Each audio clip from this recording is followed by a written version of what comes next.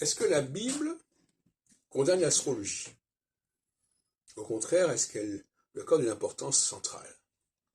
Voilà le débat actuel. Un débat, alors, que je voudrais d'ailleurs reprendre et recentrer. Alors,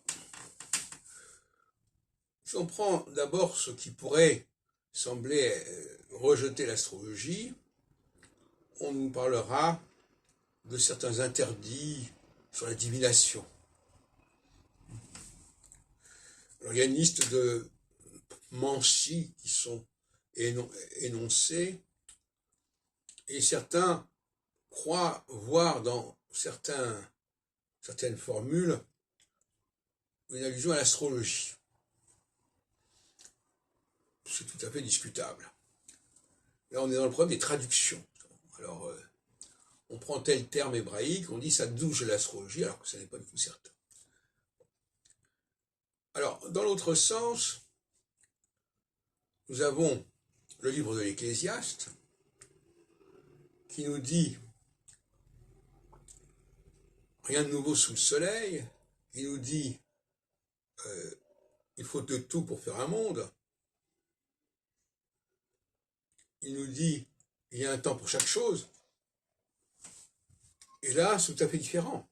Là c'est la notion au contraire de période, plus ou moins favorable, appropriée pour telle et telle activité. Et là on retombe sur une forme d'astrologie telle que je la conçois. Et puis il y a le premier verset de la Genèse qui nous dit Elohim, Dieu, créa le ciel et la terre.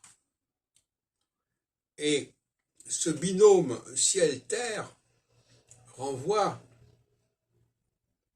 assez normalement à l'astrologie. N'est-ce pas? Parce que l'astrologie, c'est justement le binôme ciel-terre. Ciel au sens, surtout, notamment, des planètes qui tournent autour de la Terre, en géocentrique, etc. Enfin, peu importe. Et alors, là aussi, on est en plein dans l'astrologie. Au contraire, le plan divin, je rappelle que j'ai écrit un ouvrage qui s'appelle Le monde juif et l'astrologie, qui est pour en 85, mais c'est une thèse soutenue en 79, sous son autre titre, à Paris 3 et à l'école pratique des études, 5e section, et sous la direction de Georges Maïda. Et donc, il y a toute une relation complexe entre le judaïsme et l'astrologie à travers les siècles.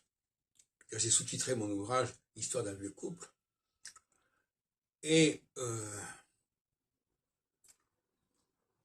quel est le débat sur ce sujet? Alors d'abord, premièrement, ce que j'ai montré, justement, c'est la diversité des points de vue des penseurs juifs principaux et Moyen-Âge espagnols sur la question de l'astrologie. Maïmonide n'a pas la même position que Abraham ibn Ezra, par exemple, visiblement. Et on peut regretter, effectivement, que le judaïsme ait mis de côté, plus ou moins, la question de l'astrologie.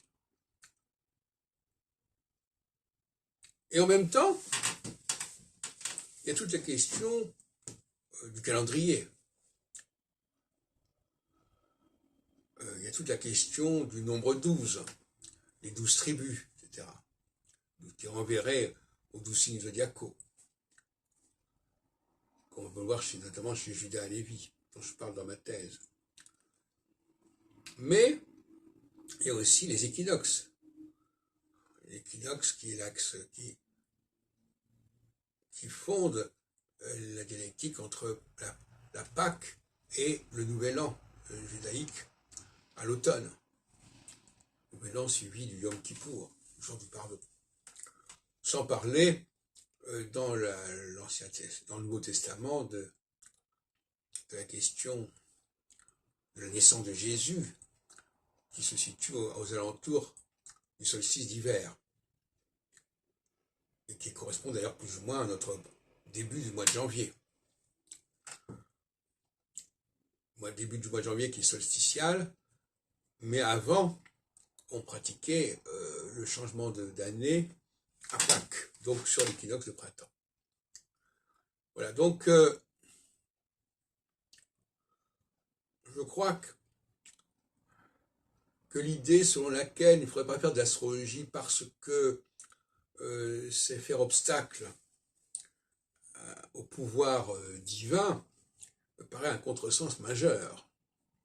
L'astrologie, c'est au contraire la courroie de transmission, c'est le vecteur, le fer de lance du plan divin. Il faudrait quand même s'en rendre compte de cela.